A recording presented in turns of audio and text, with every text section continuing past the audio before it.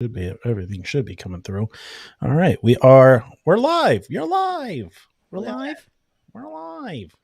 All right, got comments going. Banners are up, Dan. The banners are up. Oh, yeah, wow. We missed that the last couple episodes. We were late for that. All right, late on the banners. Hey, we're all fashionably late for this episode. So well, yeah, a week and 5 minutes late. All right. A week and 5 minutes. Yeah. That's fashionably late. All right, let's get recording on the audio. Yo. There's audio people in there. What's up, everybody? Welcome back. It feels like an eternity, to be honest with you. Oh, for you? Well, it feels like an eternity down here. Dan is sequestered to a dungeon.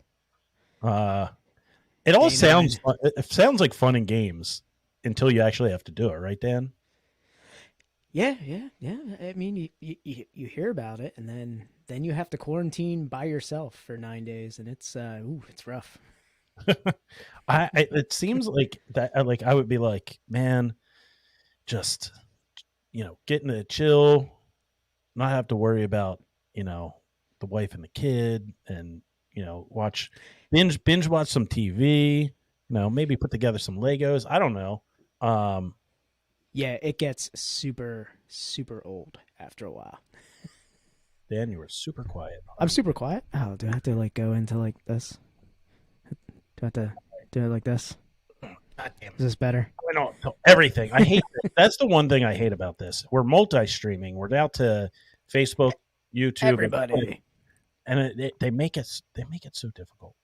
I don't know why. All right, I'll try and get this right up. Yeah, I'm boosting your levels too. Boost. All right. So let's intro. All right, yeah, I'm bringing up the notes because I don't think I can dome piece this one today. All right, everybody, welcome back to the greatest podcast to exist in the history of podcasts. It's your number one source for all things craft beer related. The internationally acclaimed Cindy Crawford approved podcast of hops. Oh, hand sanitized high fives. Hold on. Now, clap. And friendship. I am your host, the people's champ, the crispiest of boys. The people will get it. The people's champ. It'll come into play when we announce some things. Well, it'll work. This will make sense. Will eventually make sense. It's Tom. It's Tom, and I'm your other host. Day 9 quarantine, patient 0, the Royersford Rattlesnake.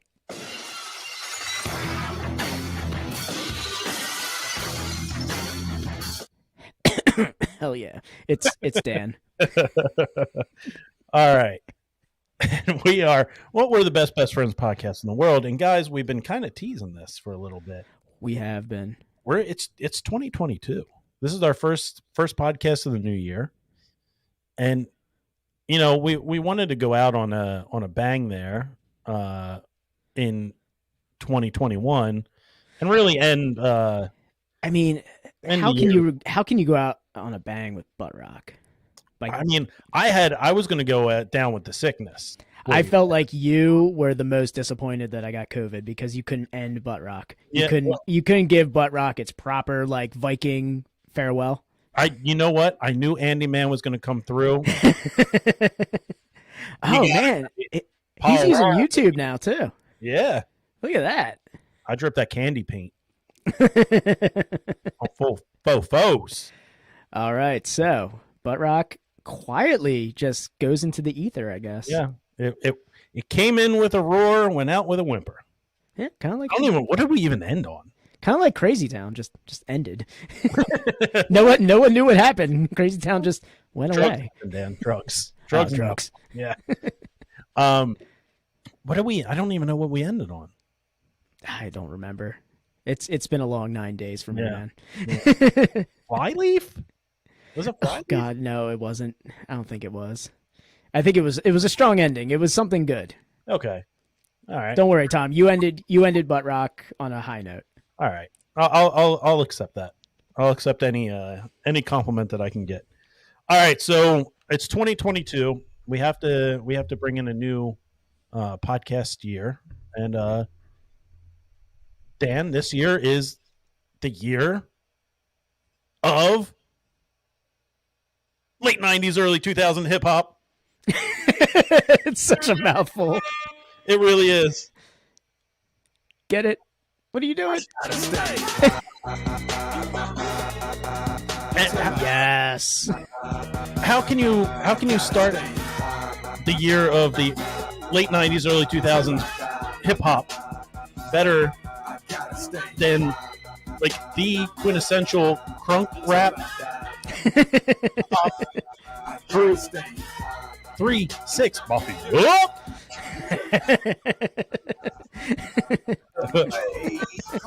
Come on, Juicy Jet. All right. Well, there you have it, folks. Get ready for some. Yeah, it's gonna be awesome. I can't wait for this. 2022 is 2022 might have come in on a low note, but we're gonna stay fly. So. Yeah, that's right. Andy Man, Mike Jones. Who? Back then, host didn't want me. Now I'm hot. Host all on me.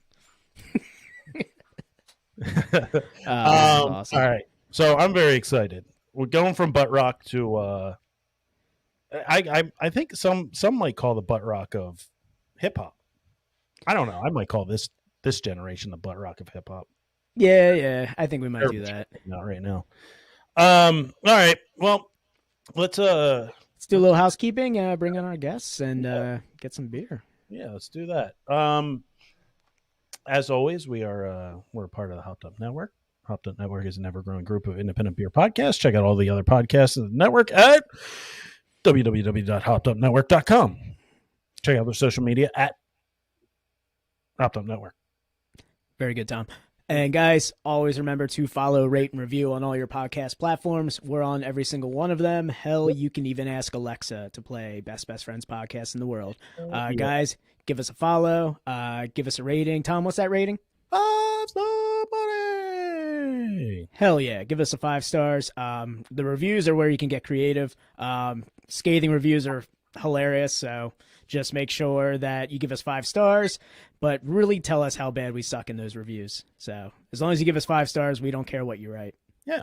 I mean, just be honest. Just be honest, yeah. Yeah, at that point, just be honest. Just be honest. Dan's mic sucks. It's okay. We'll get it back together once Dan gets properly deloused and he can come out. The lice hate the sugar. It's delicious. All right. I think that's it, right? That's all the housekeeping we got. That's all the housekeeping we got for now, man. All right.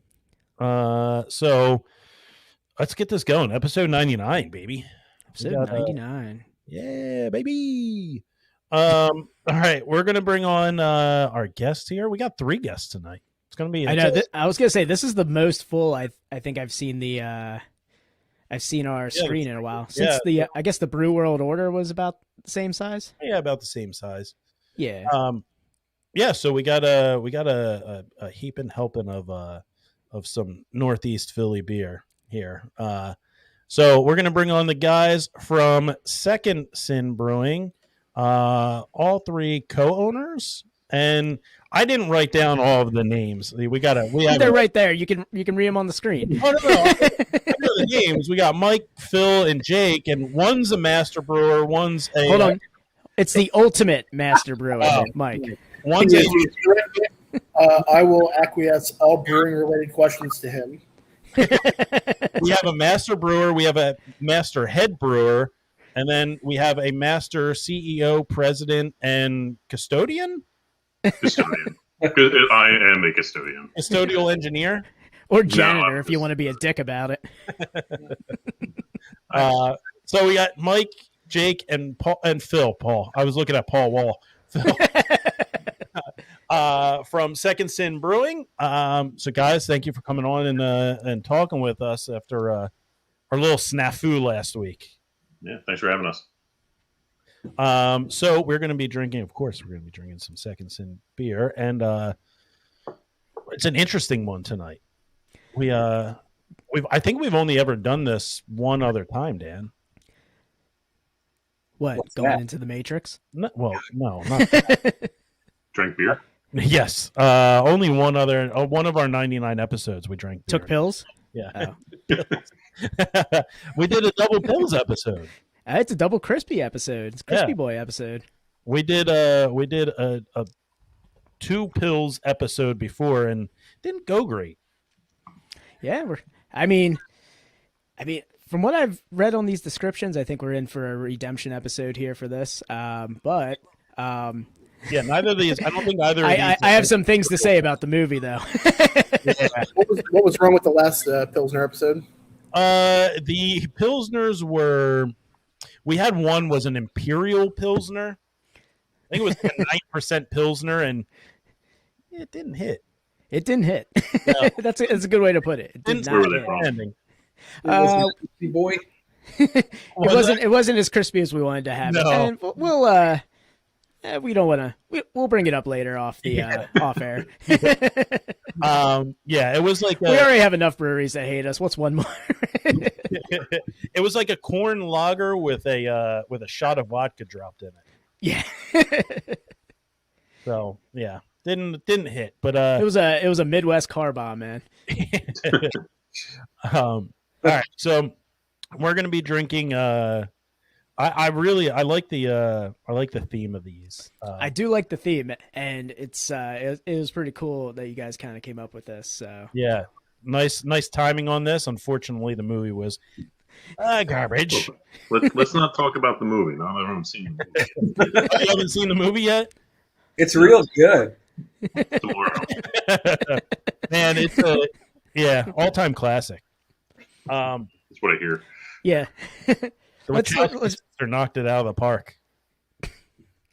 we'll talk about the original. We'll talk about the Yeah. original and hold that in regard for this one. So, guys, we're going to be, I guess, starting out with the blue pills here. Do you want me to share my screen, or do we have too many people on that? You think, Tom? Yeah, I don't think screen sharing's going to be a big option tonight. We've got a packed house here. Yeah, so we're going to be doing the blue pills from Second Sin Brewing Company here, guys. And let me see if I can pull it up for at least so people can see the artwork for the stream and everything, because it is pretty cool. Yeah. And this guy Todd's got a pretty good picture of it. So if you guys aren't haven't seen these beers or know the backstory, they are related to the Matrix. So it's a blue pills, red pills episode. So we've got the blue pills that we are going to be doing here. So let me just go back here. So we got the blue pills, and I believe this is the Rate that higher. Wait, what did he rate that? he rated it like a 4.75, I think. Yeah. Okay. 3.75. Was it 3.75? I think it's a 4. You got a 4. Look at that. It's like it's a 4. Or is it? Oh, it is 3.75. Oh, yeah. I didn't see the little end right there. Oh, what's he doing? But yeah, we got the blue pills Italian style pilsner. Unfortunately, no one can be told what an Italian pilsner is. You have to drink one for yourself. I get it. But I guess we could try. This beer starts with a simple, clean pilsner base that is gently dry hopped twice with Hallertau and Laurel for a lovely floral hop character. That is a nice change of pace for our other hoppy offerings. So it's a 5.7 alcohol by volume. Hey, it's got hype beer status right there. It's a 4.14 out of 5 on Untapped. Tom, you got it? You got Untapped? Ah, there it is. And guys, you can follow us on our Untapped. We are. Boo! You can follow us on Untapped. We put all of our beers up there for the episode. Follow us at Best Friends Pod. That's Best Friends POD. Yeah, That butt rock will never leave us. you can rate all the beers you drink. Like Budweiser, Was that Yeah. song Butt Rock? Budweiser, oh yeah oh POD yeah they're considered butt rock. I would say they're in that new metal butt rock kind of. They got They have a grouped DJ. in there. Yeah, they have a DJ. They do. We do. Oh, is that what defines butt rock? Having a DJ? That's one of the It helps. that's one of the redeeming qualities of it. All right, guys.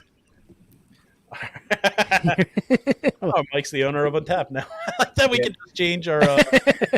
Yeah, you can just continuously change what it says right here. So Mike is now the owner of Untapped. All right, let's get a little crack here. Yeah, because I'm going to lose my voice if I don't get into this Italian Pilsner. Dan, oh no, Dan, we've been bought out. Oh, wait. Oh no! When did we go public? When did he get majority shares? All right, Dan, let's get a crack going here in 3, 2, 1. Ooh, got squirted. There we go. Ooh, yikes! Caught my chin. All right. I do like the artwork. The binary on there is awesome. It was really perfect timing for the idea. And yeah, how'd you guys come about with this idea? Like, was it just So the movie? I was just sitting around one night and I thought of how excited I was for the movie, and I don't know, I feel like pills just fell right in line with it. So I shot Mike and Jake a message saying we should just do a red pills, blue pills, similar to the Morpheus option. So yeah, it worked out nice. I've been told I'm a genius online for how great this was. a true aficionado of a marketing strategy. And that's going to be the next title under your screen right there is going to be just Phil, genius. Yeah. Right, marketing genius. Phil. All right, guys. Well, cheers. Sancha. You can cheers with your Cracklin' Oat brand if you're still having that Phil over there. Oh God, I love some Cracklin'. This is the first beer I've had in 9 days. So, can you taste it? Or can you, yeah. So let me tell you about the loss of taste and how I was scared that was going to affect how I enjoy beer. So I think it was about 4 or 5 days into it. I woke up and I was brushing my teeth, and mouthwash did not taste the same, and I was terrified. I was like, no, is this what's happening right now? Am I going to lose it? It came back by the end of the day. Like, it was gone for maybe 12 hours. I've quite literally been awaiting the text of Dan, like, my taste is gone, podcast over. Like, God damn it, we're going to fall one short of 100. I texted you today, and I've been just on, like, vitamins and anything that could, like, up my immune system. So let's just say the vitamins are not very good to the digestive system in bulk. So I can definitely smell. So let me tell you, I can definitely smell through the mask when those vitamins were coming out the other end. So, Dan, was it the vitamins or was it the horse pills? Oh, yeah, the horse dewormer, man. That is running through my system right now. Oh, shit. I got some from Joe Rogan. He dropped some off. Podcast buddy. Dude, that's all right. I mean, I guess we were going to announce this later, but that's the name of our next Pilsner is Horse Pills. Oh, that's awesome. And just say, this pill also ivermectin. Yeah, it's pretty much a dewormer. So it's just a subtle dry hop of the horse dewormer. Speaking of the dry hop on this beer itself is actually really nice. Gives it a nice like floral notes on it, and it's just a little bit more hoppier than like some other like Italian style pilsners I have, which I kind of enjoy it being somebody who goes for the hoppier beers. So you guys said before on your description of the beer, it's kind of taking you guys away from like the IPAs and stuff that you guys typically do, but with that subtle dry hop you guys kind of hold to that style that you guys have been doing with some of your other beers too. For sure. I mean, a lot of people think of hoppy as kind of just the realm of IPAs and like the tropical fruity kind of thing. Yeah, and I think this is a good example of like a beer can be quite hoppy, but not, in your face fruity or piney or whatever. Same thing with our standard German Pilsner, Christopher Pete Boy. That one also fairly hoppy. It's not dry hopped like Blue Pills is, but just a ton of Tetnang in there, and Okay. it's a different kind of hop character. Yeah, I feel like noble hops always get kind of forgotten about. They're like the bastard stepchildren of hops. The old guard, I guess. Yeah, they're in they're in everything for the most part. Other than the Citra and Mosaic stuff. Yeah. This is I really like the balance on this one. Super crispy, really crushable. Goes down really nice. I'm not super familiar with the Laurel hops. Is that considered a noble hop? No, it's an American grown hop. It Okay. is more in the noble realm, and it has more similar characteristics to a noble hop than it does like a typical American varietal. So yeah, it's that's why I kind of paired it with the Hallertau, is that it was like in that vein, but not exactly a noble hop. Okay. Yeah, it gives it like that nice, like earthy, kind of a little bit of peppery flavor to it. I think it works really well with the malt. I think these are perfect hops for a Pilsner. If you're going to hop it, to stand out. I think they work really well. It's not like overtaking at all. It's there, but it's not punch you in the face kind of forward. I'm trying to see what this bot on YouTube is sending us. Oh here yeah, with this yeah. We VUM get bots. Last time we podcasted, we got VOH, which is what, vagina or hand. Yeah. So I guess it's like porn spam, like on our YouTube live, like they just keep coming up as comments. So, Yeah. But they're all acronyms, so we have to like figure out what the acronym is. So, like if you see this one right here, I guess has no, has nothing. I'm not seeing anything right now, but no vagina or hand on this one. No. Wait, vagina unless mouth. .ngo. Yeah, sure. Bingo was his name. All right, let's get into second sin. So how did the brewery come about? So we all kind of got into craft beer fairly early. Jake really introduced Mike and I into craft beer. My first introduction to beer was a Paulaner Hefeweizen back when Jake and I were at Penn State. And really from there, all three of us just kind of kicked it off and really started enjoying it. It really wasn't until post-college that we decided we wanted to start home brewing. And that kind of got us a lot more interested into it, to the point where a few years later, we was like, hey, we should start a business with this. And that was 2011, was it? Oh, wow. Yeah, early. Right in there. Yeah. But we all had jobs and we had to, save money up to make it work. And it took longer than we wanted. But we eventually made it through. And I guess a little over 2 years ago, we finally opened our brewery. That's Nice. awesome. Yeah, I saw that you guys had, I guess Second Sin was kind of a response to you guys not getting your original name, I guess, copyrighted. Yeah, that's right. We were originally Gluttony Brewing Company, and we tried to copyright that. That's owned for use in alcohol by a winery in California.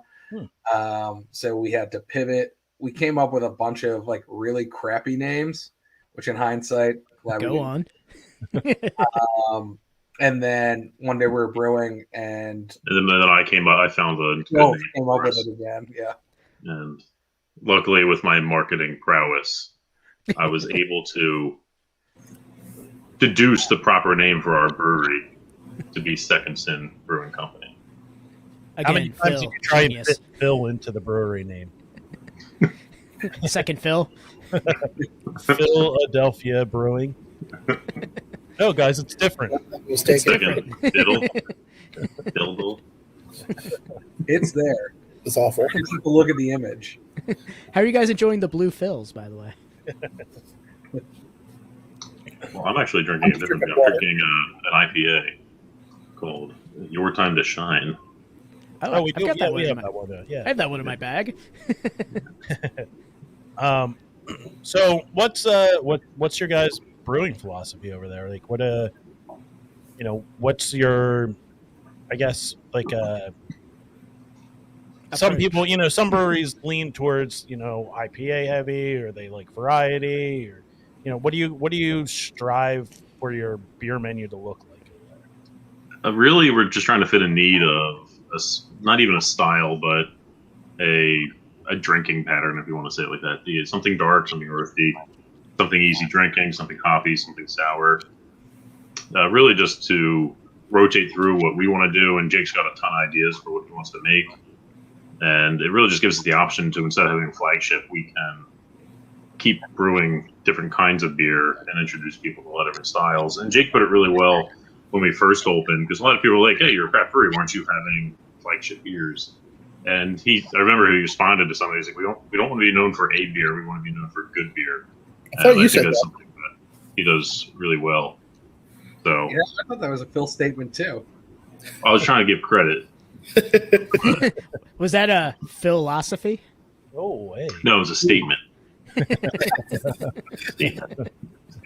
He was trying to be philanthropic with his with giving out.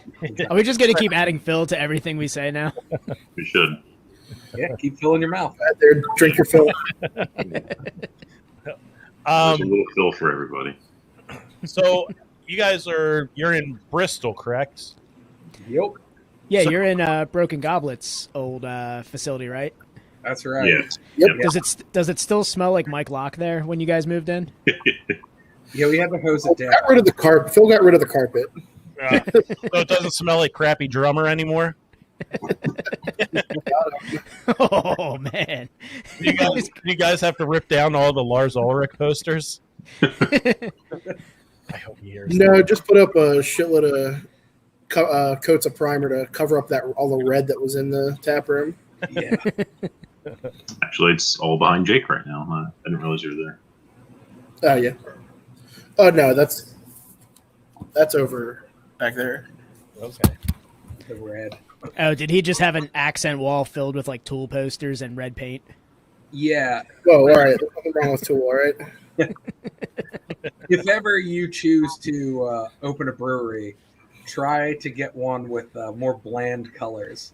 It'll make it easier when you start up and cheaper. I would strive to get one that was not previously owned by Mike Locke.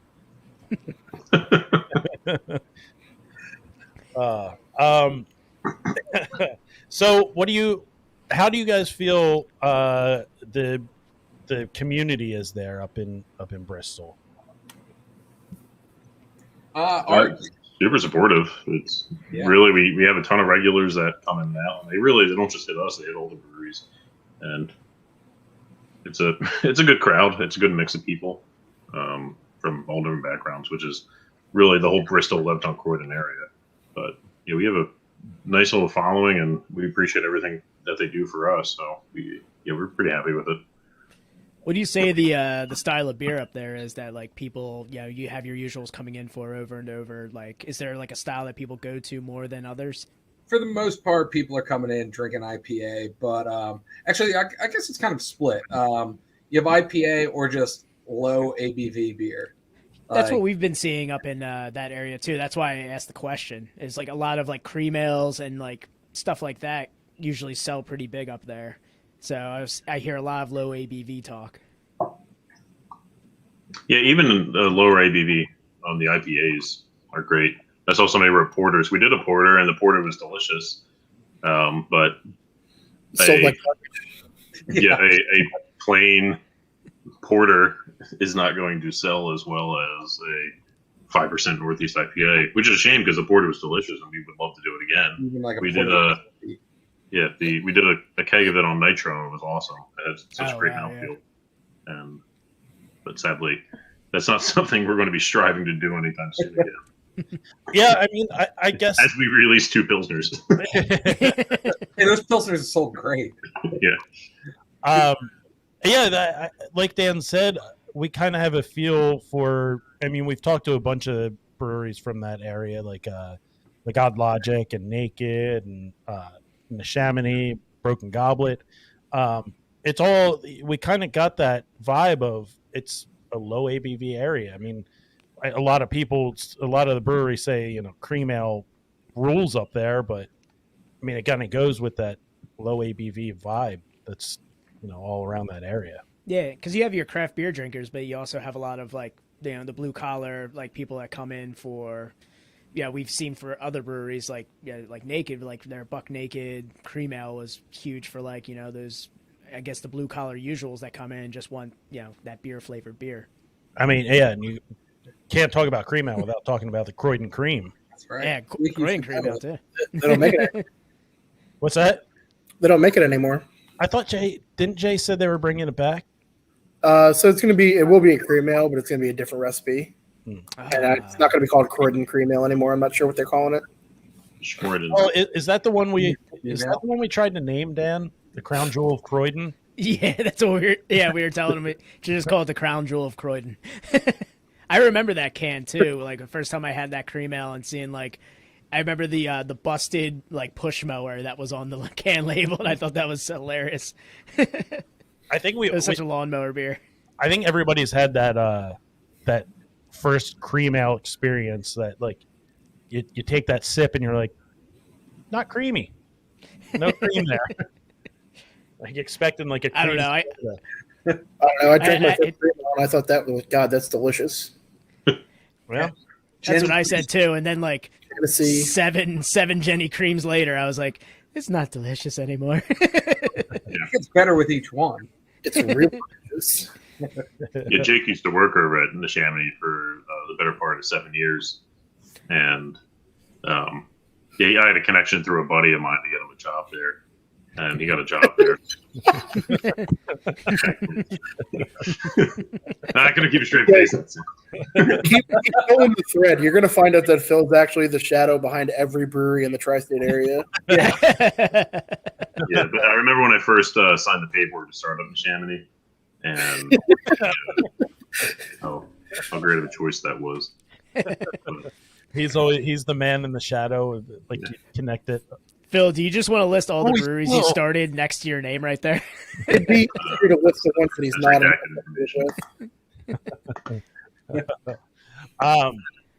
Yeah, it's weird. We've talked about how different areas in the surrounding Philadelphia area all have kind of different tastes. Like out our way, it's really IPA heavy. Yeah, it's hazy territory here in the suburbs. We're located close to a certain brewery that uses a lot of fruit puree. So, I mean, that was hot for a good minute out here. Yeah, I mean, even we make beers like that. We re-ferment our fruit, so we're not just serving a slushy in the sense, but it really kind of, and then we'll drop as much of the fruit out as we can. So we're really just trying to impart the flavor as best we can. But you're not. You guys aren't, as I like to call them, domestic terrorists. Where it ferments in the can. You're not. You won't get a Jamba Juice from us or anything. You're not going to Timothy McVeigh me when I open up that that box. Oh, sweet! I got a sour. We're more of a Kaczynski crowd on the Bristol side. It just looks like Terminator 2. I'm just like holding on to the fence and just like, ah! But did you guys do the, is it the it's clobbering time? Is that the, cobbling time. Yeah. That's another idea. I didn't want to try and pronounce that. I was like, it's cobblerin time? Yeah. I just remember the artwork and like, it's kind of like, nerd for like those comic book characters and stuff. I thought it was pretty awesome. I always we decided when we were we did that back when we were homebrewing, didn't we? We did that at some festivals. So it was because we were doing the very first like quote cobbler would have been the original Cherry Seinfeld. Because that was the first one we did with like the fruit, the cinnamon, and the vanilla, and then it kind of like developed. We did a peach one. And then I think the Blackberry is when we first called it cobbler time. And then when I guess it was during like the lockdown, we brewed the first batch, the cherry cobbler and time, in 2020, and then since then we've done a bunch of different iterations on it.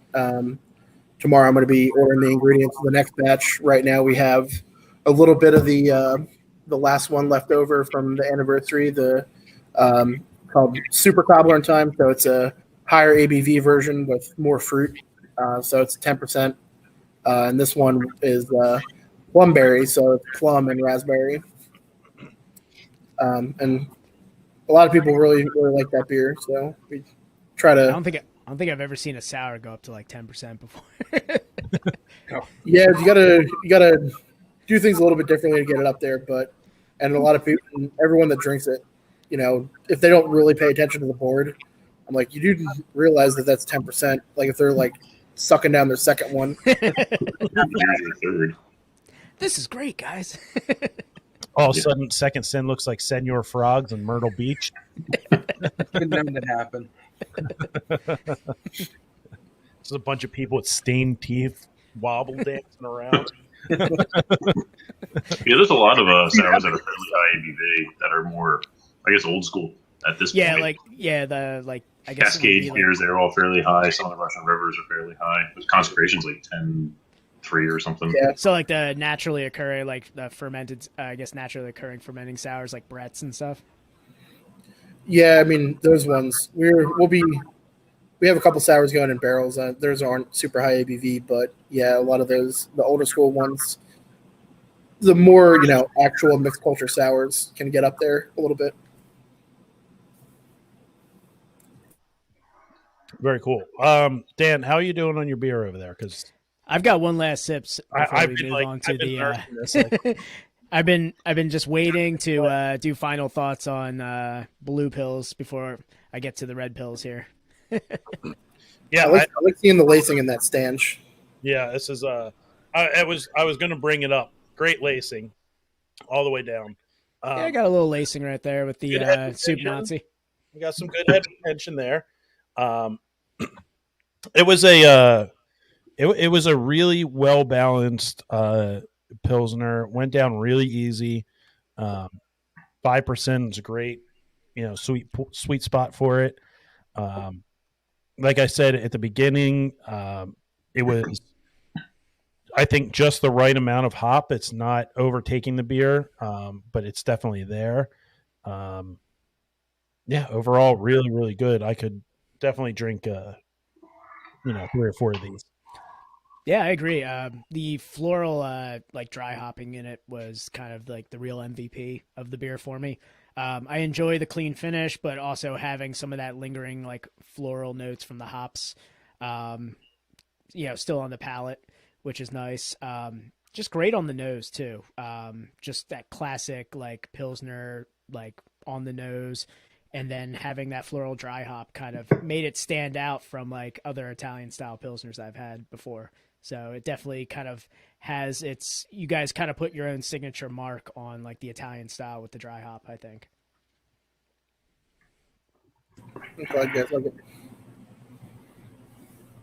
All right, let's, I want to get into I guess we have an American dry hopped Pilsner next year.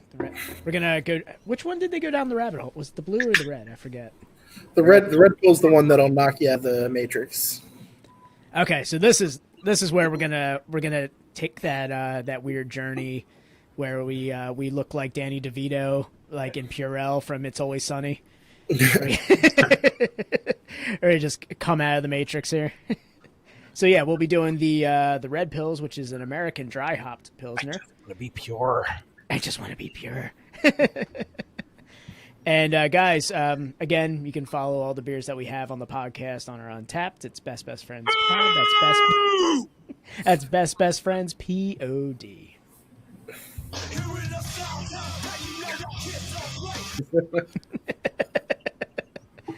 All right, and guys, the beer we got? Oh man, it's great being on the other side. Good, don't it? It's great being on the other side of the sound drops. I'm just saying.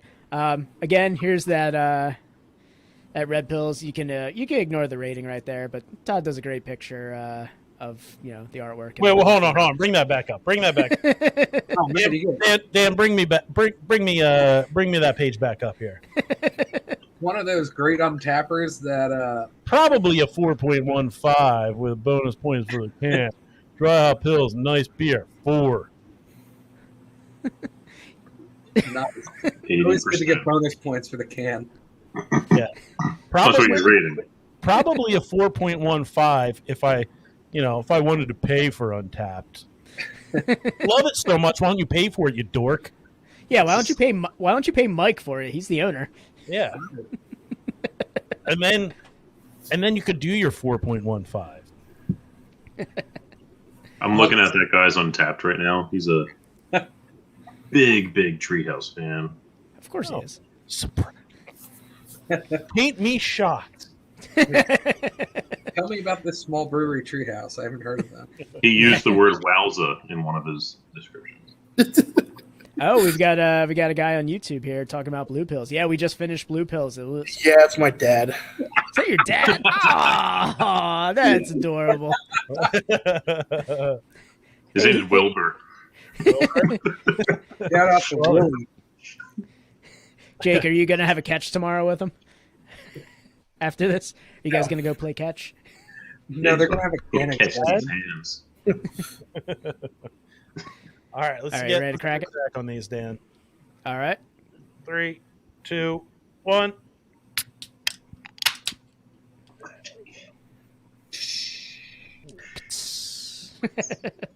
All right. Do we give a description, Dan? You I did not. All right. As unbelievable Wow. as some, us included, that's Mike, Jake, and Phil, may find it, there are people out there that don't like lagers. Boo. And more specifically, Pilsners. Well, this one is for them. We start with a crispy Pilsner, and we hop it in the kettle and dry hop with Hellertau, Blanc, Citra, and Mosaic for a twist on a great style. If you're a hophead that doesn't really care for lagers, then you don't like beer, drink the red pills, and we'll show you how deep the rabbit hole goes. All right. Well, guys, cheers. Nice. Oh, you're still pouring over there? Yeah, I was busy reading. Sultry reading. All right, guys. Sancha. That is a nice. Looks like a crispy boy. All We right. had a beer called Christopher Peeboy. Chris. It's like the what was that one news clip where the pig was called Chris P. Bacon, and like the news anchor just couldn't stop laughing for the entire newsreel. He's like, it's crispy. This is unlike the last one. This one is like super hop forward. Definitely getting all the notes of getting that Citra Mosaic for sure. I'm getting a little bit of I'm getting a lot of the Citra. getting a little bit of like the white grapey flavor from the Blanc, and a little bit of that peppery from the Hellertau, which it's all working really nice together. It kind of reminds me of, I guess, that the fad of like the cold IPAs and the IPLs, where you have some like very hop forward, but also has like that lager pilsner clean finish on it. We have done a couple cold IPAs over the last year. Okay. Interesting. I mean, there's certainly similarities, but I think they're, at least the way that we approach them is a little bit different. But yeah, I mean, this still has I would say it's very hop forward, like on the nose and up front, but on the back end just finishes off like a nice crisp pilsner, which, I mean, definitely kind of gives it a little separation from like the cold IPAs or IPLs. I think on the nose and up front, it kind of gives me those vibes. Yeah, the hops don't really like linger on your tongue for very long after you drink Not it. at all. No, it definitely Yeah. finishes like a pilsner. It gives it that crushability. I like that. I mean, Crushability. yeah, that's something that I expect from a pilsner. Is I expect it to be pretty crushable. It's definitely has that. It's almost like a session IPA where it's like that crushable IPA. You know, you get the IPA flavor, but like you said, it's not lingering on your palate. I don't think this is something that's going to crush your palate with the hops. It still drinks like a pilsner. Just a hint of like tropical and citrus on the nose, which is nice. Just a little bit. Like it gives it a nice spin on like an American pilsner. Yeah, like one of the things that Jake tried to do when Phil came up with the idea for two pilsners was knowing he had to make them like drastically different beers. Like Yeah. you will not drink these two side by side with your eyes closed and think they're the same thing. So I think they do a good job of standing out from each other. No, definitely. Yeah, you guys made the blue pill, red pill thing. Yeah, straight up out of the movie, made two completely different things. Guys, if you saw the new movie, just disregard the blue pill, red pill then. Disregard fake Morpheus. Spoiler alert. There's no spoiler. Everyone knows it. Well, we know now. Oh, Phil, come on. It's been 2 weeks. If you haven't seen it yet. That's on you now. Disregard that Lawrence Fishburne isn't in any of the trailers. Well, he's busy with his acting career. Yeah, I mean, Yeah, it was too busy. I mean, I feel like he went out on top. Him and what's his name, Hugo Weaving. Those two dodged a bullet there, like literally, like Matrix style, dodged a bullet. Like they were like, no hey, sequels. I want to pull up either of their IMDb's now. they were like, hey, Larry, we have two scripts for you. You can do the Matrix sequel, or you can do MacGruber the TV series. Which one do you want to choose? You can do another Othello movie. He rightfully chose MacGruber the TV series. Can you kill me off 20 minutes into Predator again?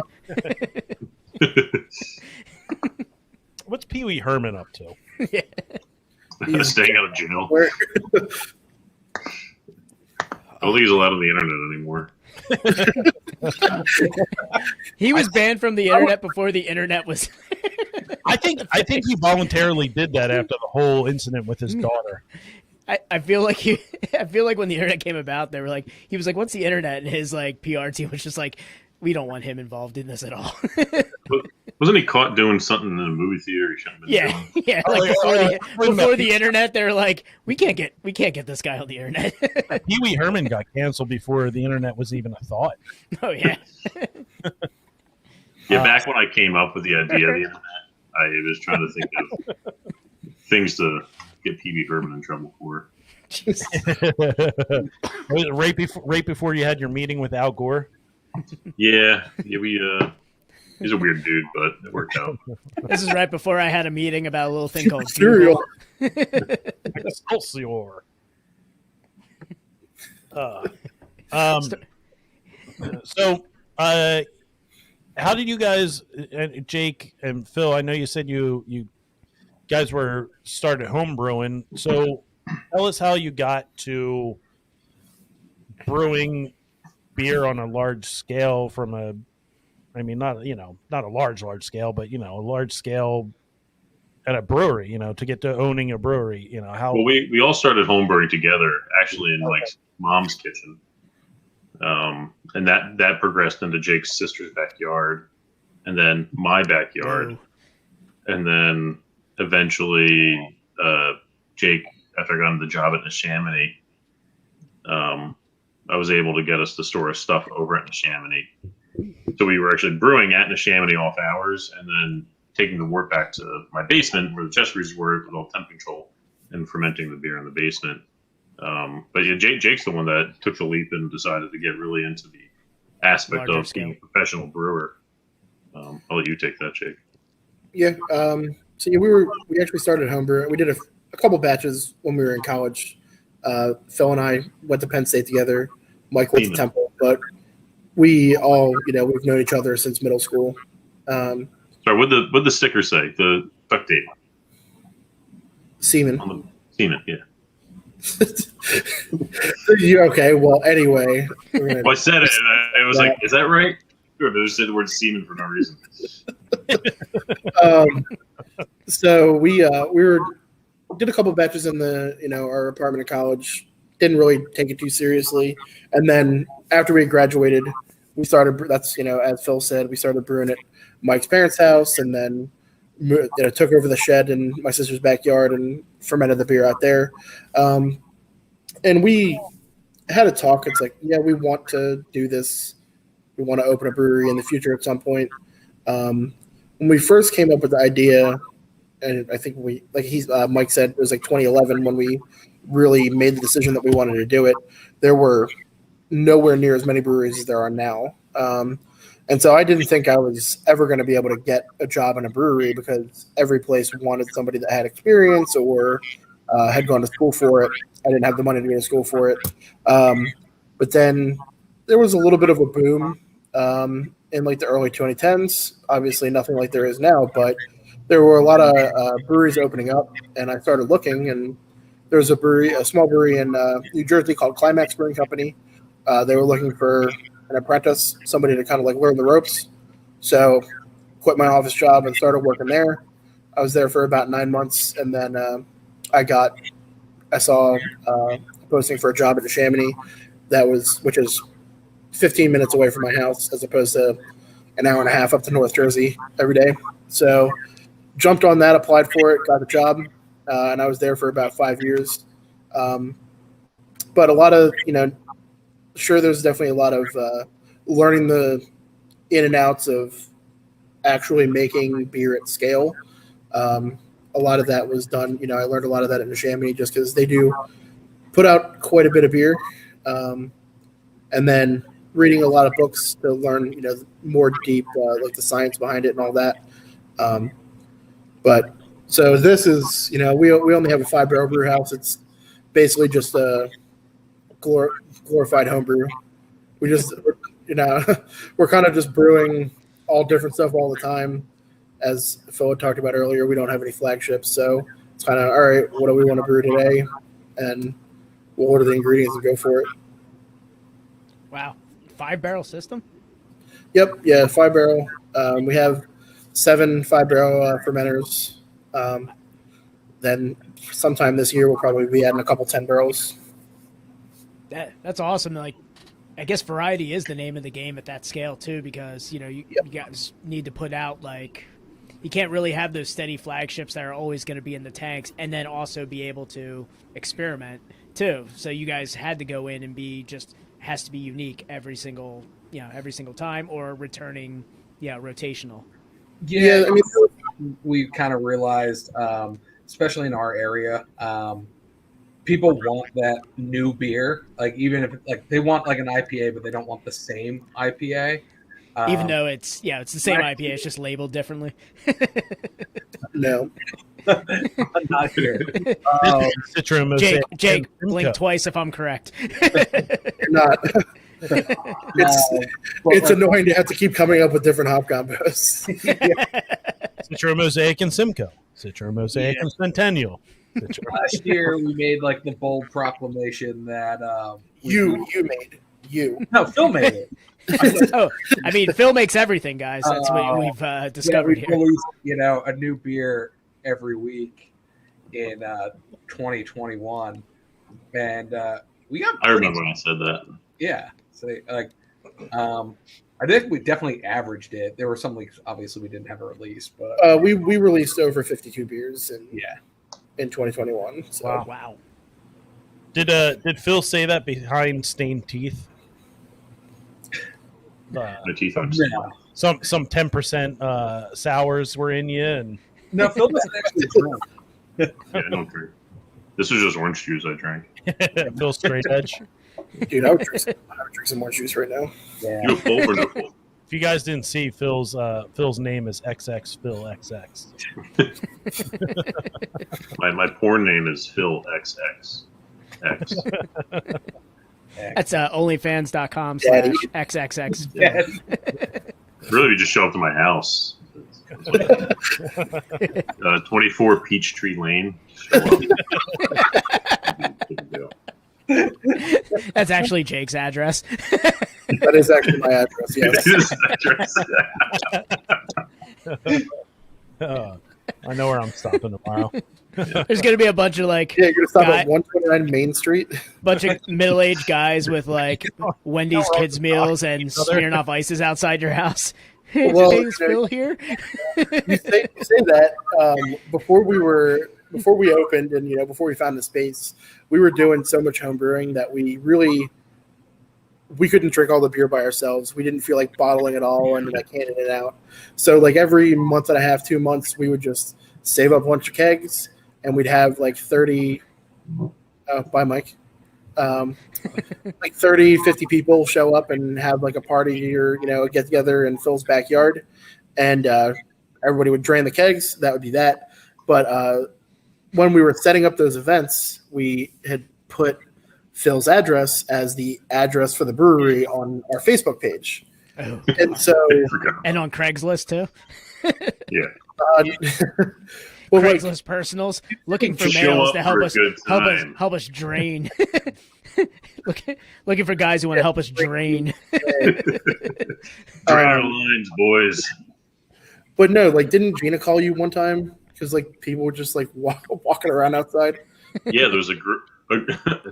To continue the porn theme, a group of like 5 guys showed up at my house, and it was just my wife there. I'm here for the gangbang. Yeah, they got a gangbang, all right. Yeah, they showed up, and she's like, "Yeah, no, it's actually not here. It was at my parents' house at the time." So, and they didn't even show up at my parents' house either. They were just like, "Oh, okay, that's too far of a drive." You had people that were showing up on like a day that we didn't even have an event. People that we didn't know that just pulled up into his driveway, and it was like, yeah, we're not actually a brewery yet, so I don't know why you think that there's a brewery in this this suburb. This suburban neighborhood. Oh, looks like we got Mike back. There he is. Hey, Where'd you go? That Simcoe was going bananas upstairs. You had the poop. That was a quick poop if I poop. yeah, I was gonna say that was Pants. a quick one right there. That was oat cracklins right there. It crackled right out.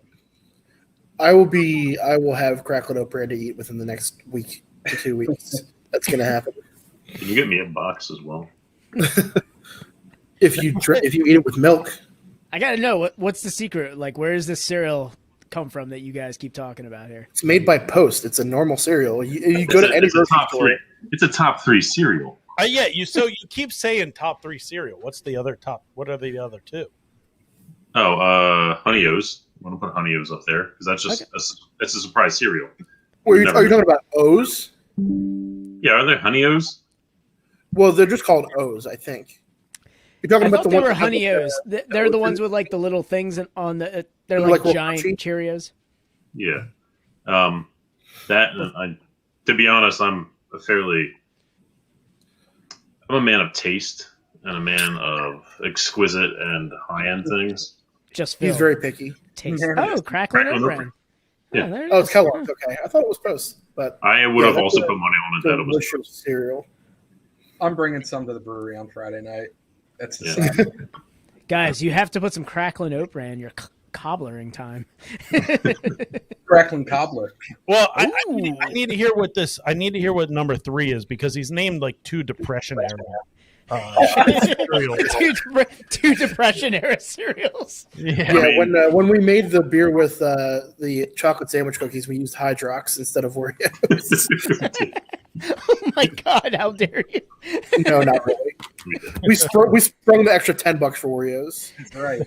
Anyway, there. speaking of the depression era stuff, but no, yeah. What is your other top 3 cereal, Phil?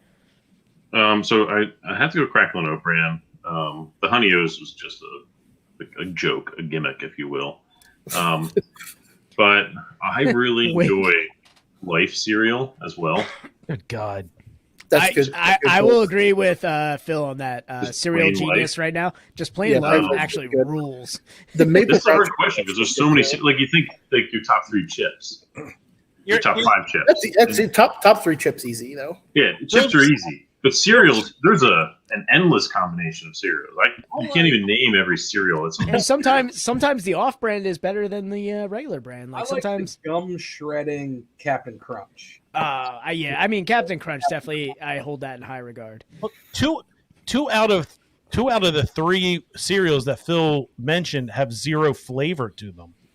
I also like Kix. Well, first off, did you even? Kid And the fun tested, thing about Kix Phil is you don't have to approved. chew them. You can just pop them in, you swallow them. I'm popping, I'm swallowing. That's all I'm doing. Oh man! Actually, Speaking think of that- Phil's Craigslist ad,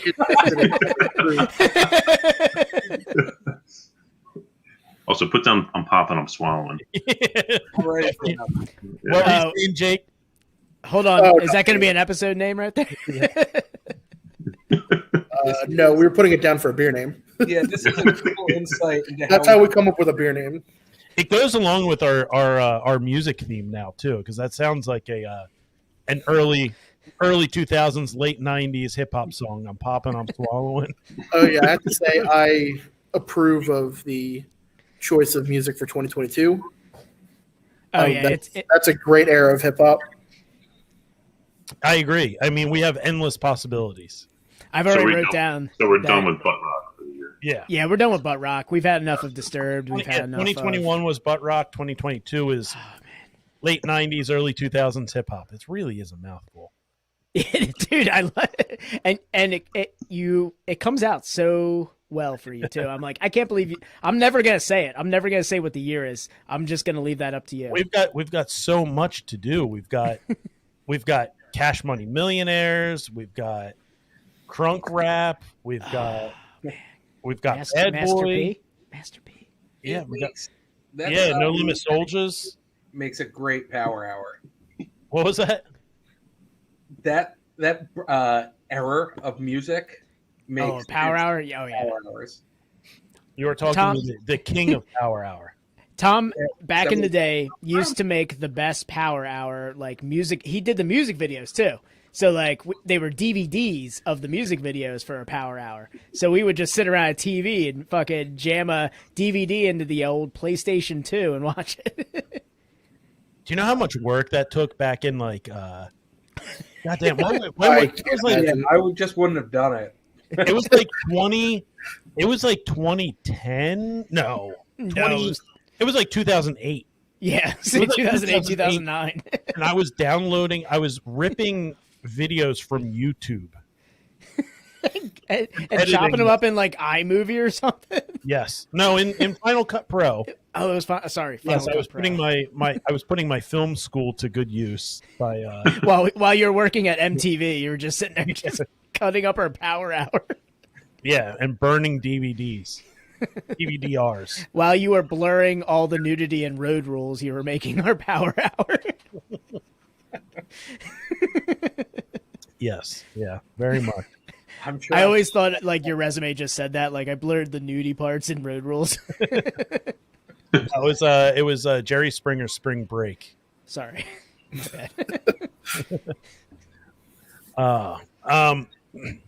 All right, so we got Phil's top 3 Depression era cereals. I know.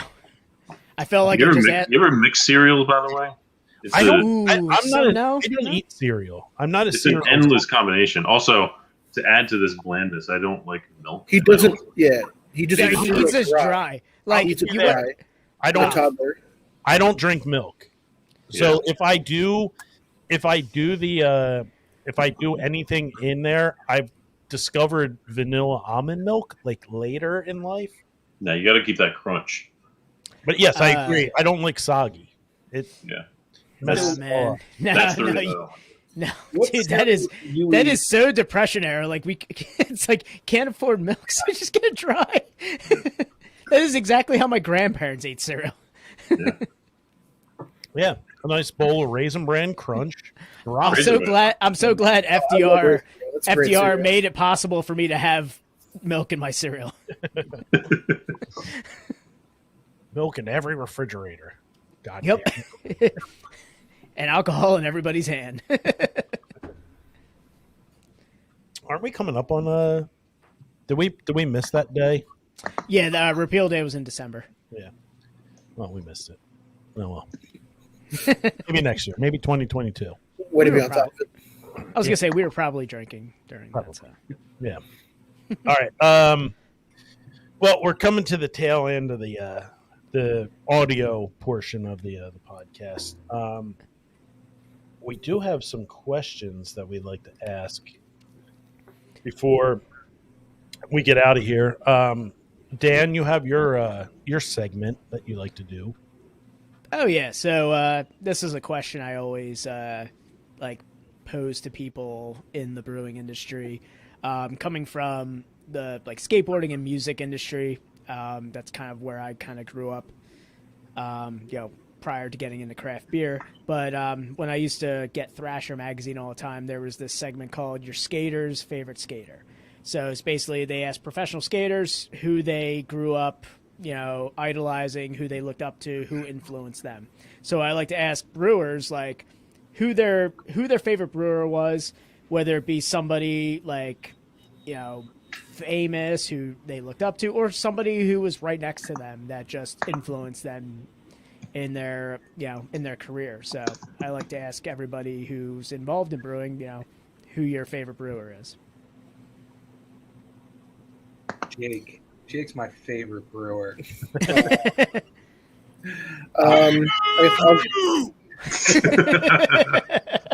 Well, I'm not going to answer then. Go fuck yourself. I mean, I love you. Always have. although I am not the brewer, Firestone Walker or Bell's, that's what got me into craft beer and have kept me into it. Either brewery releases quality product all the time. They continue to all the time, and even the new stuff too. Aside from Firestone Walker's the cocktail nonsense. Oh, I haven't gone that way yet, but yeah. No, those barrel aged beers not great. Everything else solid. Two Hearted top 3 beer. Yeah, Bell's Two Hearted. I would say, man, I really got into Easy Jack from Firestone when that came out too. Easy Jack was a great beer. I know we look forward to the anniversary beer every year. Yeah, no, I would say that they are in that realm. I always say for the local breweries around here, the old guard. They're that, craft brewery that people who, in this boom have looked up to in, formation of their, brewing philosophy or the way that they approach craft beer. Yeah, really I guess local to Pennsylvania, I guess I should say. When we were first really getting into brewing, I remember us talking about Terry Hallbaker a lot. From Bullfrog, then went into Pizza Boy, and the beers that he makes. And what's that new brewery he's with now? What's that? Terry from Pizza Boy. What's that new brewery that he's with now? Is that Love Draft? He's still a Pizza Boy. No, the one that said no kids. It's Love Draft. Oh, he's there now? Okay, I didn't know I that. think that's Yeah, it's Love Draft. It's the music venue. Draft. He has the music venue out there. He's doing he's doing some big things out there in the punk metal and hardcore scene too. He's getting bands. He's getting some top bill bands out there too for Love Draft. If that's the brewery that he started, because I knew somebody from Pizza Boy left and created Love Draft, so I don't know if it was him. Yeah, I'm fairly certain that's him over there now. But I remember really going to Bullfrog to have beers, and then I don't even know if he was at Bullfrog by the time we were even going there, but his sour beers were super sought after for years. They still are. And then driving out to Pizza Boy to grab the ones he was doing with Al. What were those ones? The P ones? Intangible and Permasmile. Yeah, Parma Smile. That's what I'm thinking. But I mean, I'd have to agree with Mike on Bell's and Firestone Walker. You know, their Pivo Pills was the first Italian Pilsner I ever had, which, you know, I guess kind of leads into the blue pills that you guys had earlier. Local, I would say Kane, like what Kane does in Jersey. I really respect a lot. I don't know that I've ever really had any bad beers from them. And as far as brewers go, I mean, you guys had Jay from the Chamonix on, right? Yeah. He's one of my good friends, and he's one of the best brewers I know. So I'd have to go with him. I would say he was one of the more fun like brewers we've had on. Like, no offense, Jake, but You should get a couple beers. dude, he was a great dude, and like he spoke highly of you, like, and everything too, because he talked about you and talked about how you went on to like Second Sin, and spoke highly of you, and kind of motivated us to seek you guys out for an episode. Awesome. Yeah, we had your collaboration beer with him. Yeah, with that, right? Yeah, that turned out very well. Yeah, I love the I guess the black and white design from that. And did you guys just do another beer that had like a similar like artwork? Yeah, that IPA, right? So yeah, Without Light, our artist was the one that did the label design for that one, even though it was a beer released by Neshaminy. So once a month we do an event called Metal Monday, where we'll name a beer after a metal song, lyric, band, what have you. So that's where Without Light came from. That's the first two words of a song by a band called Paul Bearer that Jay really, really likes. And then the Metal Monday that we released the collab at, we had another IPA that was called Given to the Grave, which was made by, or the name is from that same band, Paul Bearer. And then the one that Phil was drinking earlier, Your Time to Shine, that's another Metal Monday beer as well. But yeah, I was really happy with how that beer with them turned out. I thought it was awesome. And it was like a real collab. Like he and I sat down and kind of like melded together our idea of what we wanted the beer to be. And it turned out great. That's really cool. Yeah, I love that beer, and the artwork, the black and white artwork on that. The artist, whoever did that, I saw the IPA. I'll probably be drinking the IPA for bonus time. But there was another black and white. Did you guys just recently do another release of the black and white? Yeah, so that beer actually isn't black and white, or the can isn't black and white. You're thinking of I Survived 2021. That's actually it's getting released this Thursday. The post was black and white for it. Yeah. Okay. Yeah, the post was black and white for it. Okay, I got you. Yeah, I saw the post being like black and white, but yeah, that's the artwork. Yep. And like it's got Paul Bearer vibes all over it, which is awesome. Yeah, our artist is spectacular. She does every label that we have. So can't give her enough praise for that. Was that me? No, that was me trying to get all my empties out of the way so I can get into another one. Yeah, I love your label artist style, because she has that like cool layered style where she's using a lot of like the color palette work that she does is really, really nice. Yeah, and she has a very distinct style for the Metal Monday beers that she only kind of uses for those, and then everything else. Yeah, I think Mike, one of the things that you really like is her use of color on all the labels. Everything like they just blend so well together, like any label that we have, and we have them all up in the tap room on our to-go fridge. If anybody wants to check them out, like we're almost out of space. Yeah, we're out of space now. But I mean, after 52 beers, stop carbonating a beer. Fantastic work. So my thing is desert island beer. So it's kind of like just what's your favorite beer, but like your style of beer. Yeah, you're stranded on an island. Don't take weather into this.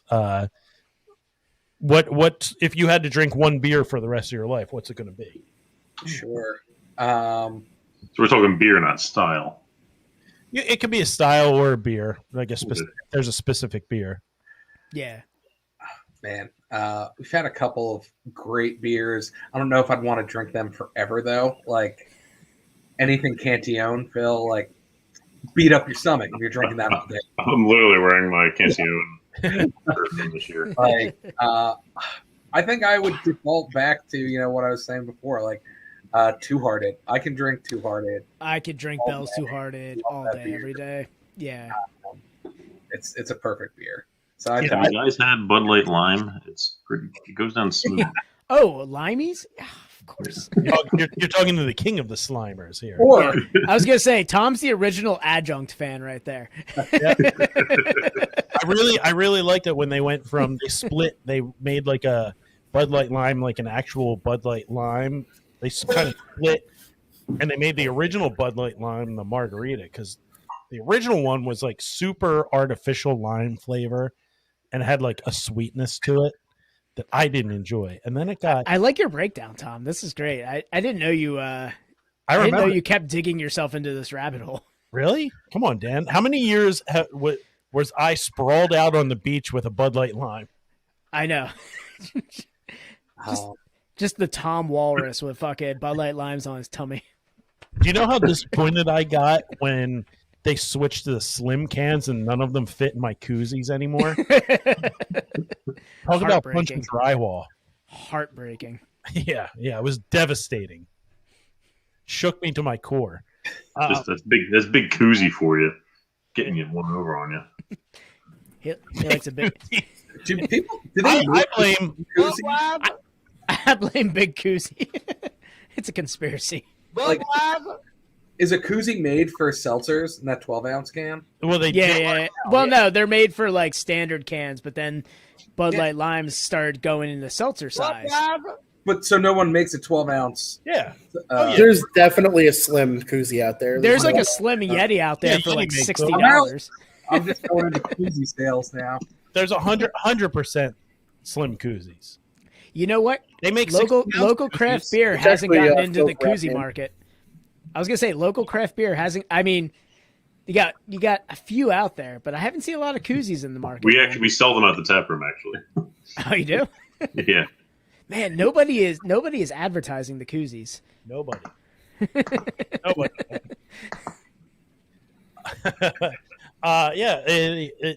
Koozies are essential, man.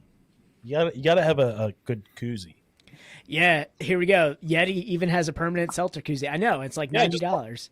Yeah. No, it's not. Just put a second mortgage out on your house. You can have a Yeti seltzer koozie.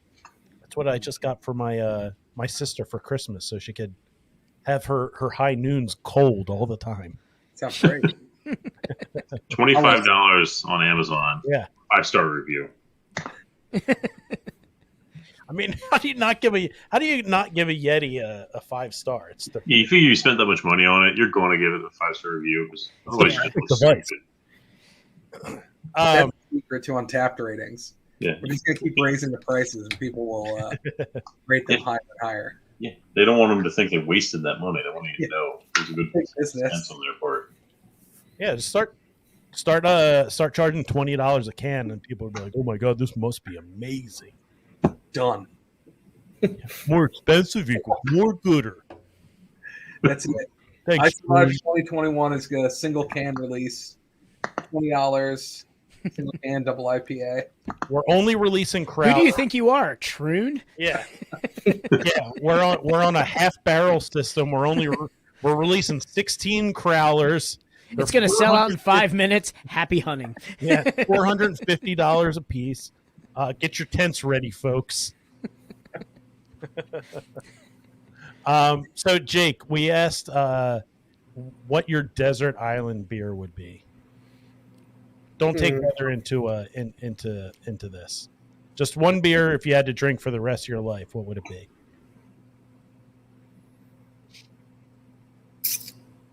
Possibly Jenny Cream Ale.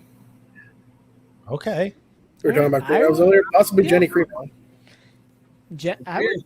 I would agree with that statement. Jenny is Would you, Dan? After you peppered Canada with a couple Jenny Oh. Creams. yeah. I peppered a good portion of Canada after having too many Jenny Cream Ales.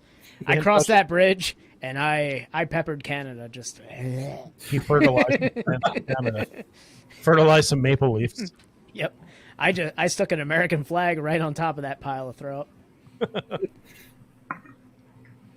So no, you're Jenny, Jenny Cream? I enjoyed it, before all that happened. So yeah, I would agree. All right. So there it is. Dan, final thoughts on the red pills?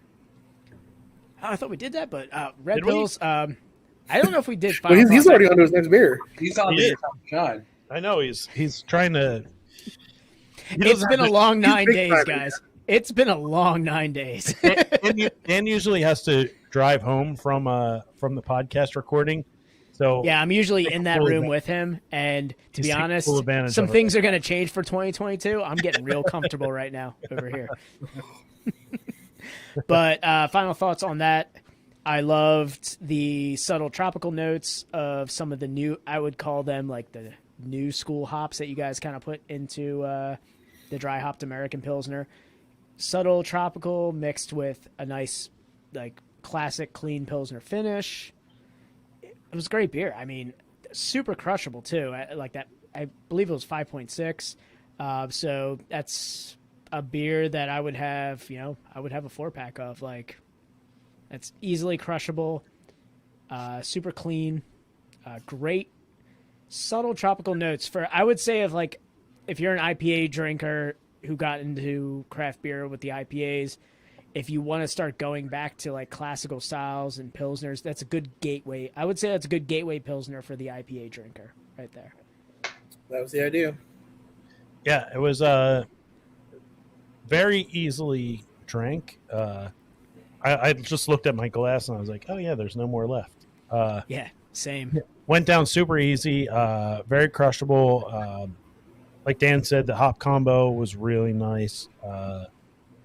Yeah, I really liked that. It had that hop forwardness, but it finished like a pilsner. Overall, drank like a pilsner. Went down easy. You don't feel bloated afterward. It's like drinking an IPA without being bloated afterwards. So I really enjoyed it. I thought it was really good. Thank you.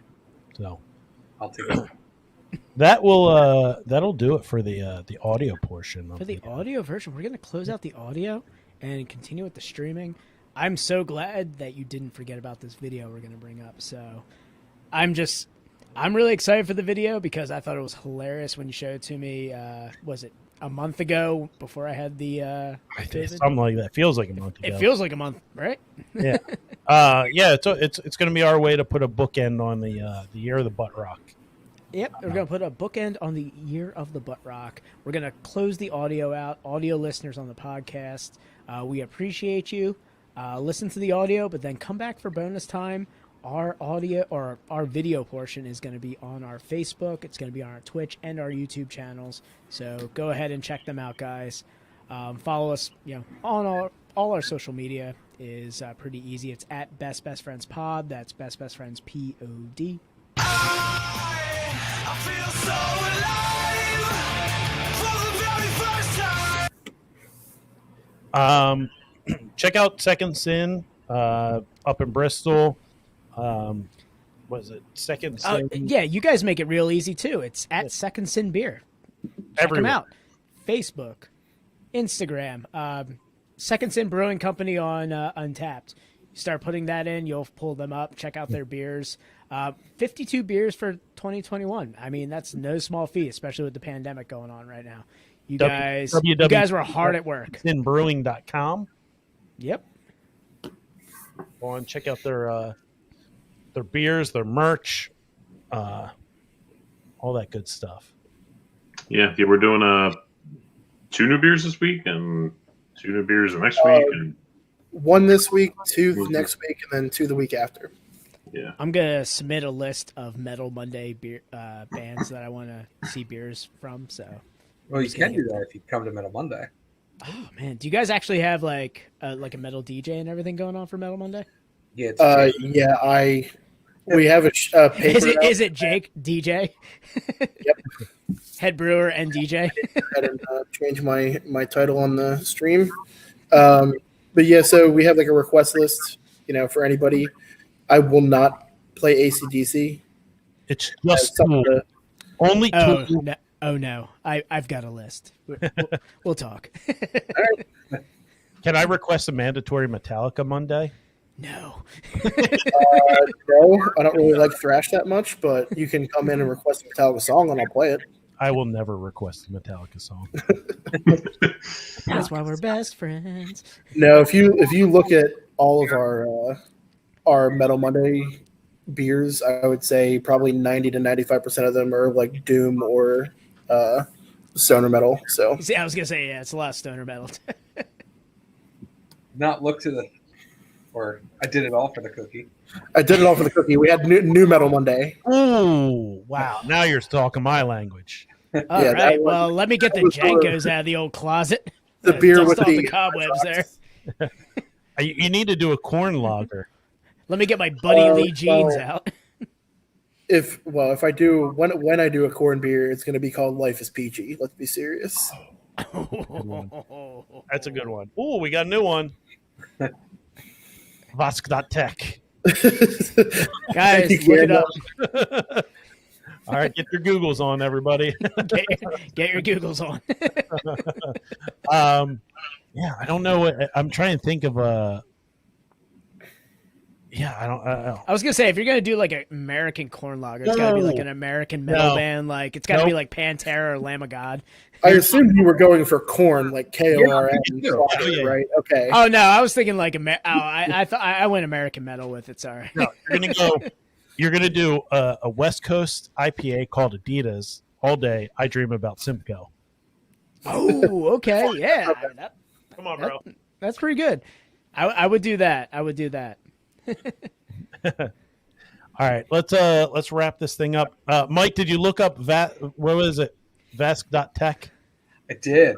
Guillermo very courteously sent it again, so now you can check it out. Oh, he sent it again. Sweet. It's vagina something. Oh man, What do you got, Mike? that's pornography.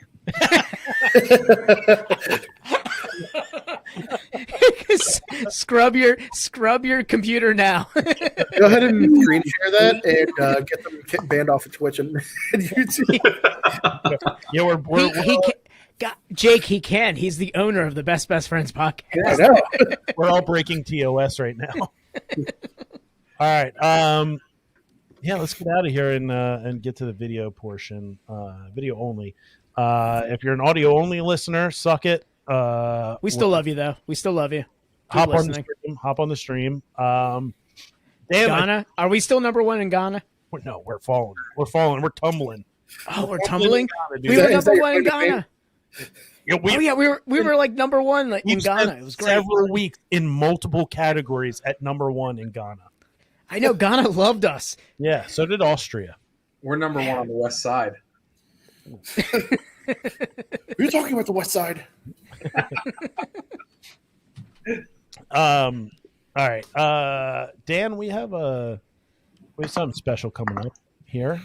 Oh yeah. So We're gonna be off next week. We're going to be off next week.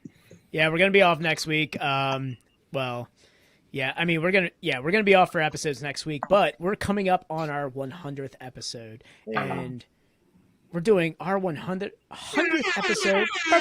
Yeah, there we go. So we've been hinting at our live show. It's been kind of pushed back. Certain things have happened. Excuse me, sorry guys. But yeah, so we are tentatively looking at the 15th of January. I'm going to be doing a live show. I'll be masked up like a motherfucker at that.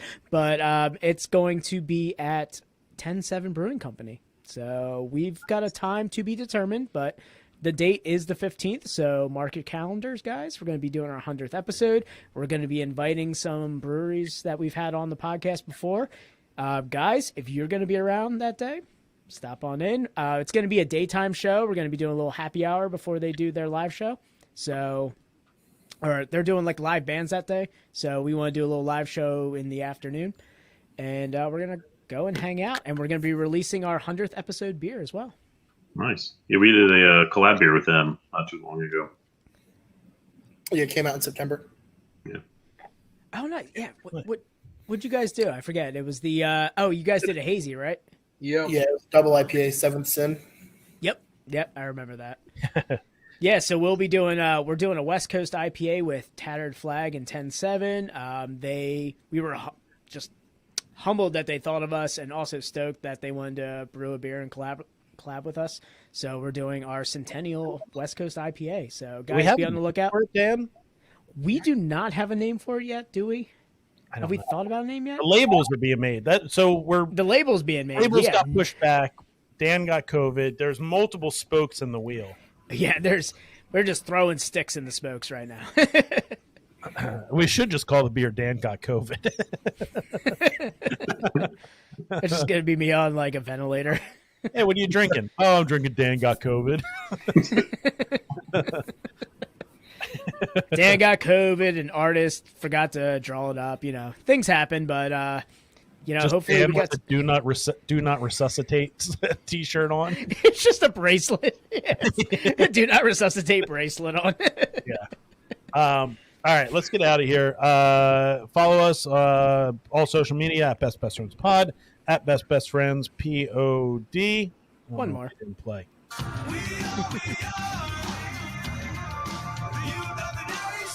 Shoot us an email, bestbestfriendspod@gmail.com, bestbestfriendspod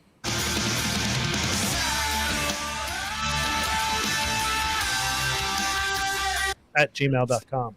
It's the one that nobody knows. We got the deep cuts, man. That does it for us, guys. Second Sin, thank you for coming on and sharing your beers with us. Stay on the line. We're going to be doing some video stuff for the stream. Guys, we love the audio people. We love you very much, but you're missing out if you're not on the stream. So. And Dan, always remember. I love you. Always have. And guys, I want you to remember, it's not goodbye forever. It's just... Oh, you thought we were done with POD? We got one more. All right, everybody. It's 2022. Remember, Ghislaine Maxwell might have gone to jail, but Jeffrey Epstein was killed by the Clinton family. So take that into your 2022. All right, everybody. Best Podcast episode 99. We out. Sweet. All right. Audio's done. Is that the stance of the podcast? Oh my God. That is me over here looking very awkwardly like, God, he's still doing it, isn't he? It's like 90 some episodes where I remind everyone. Oh, that's your sign off? Yeah. That's sign off.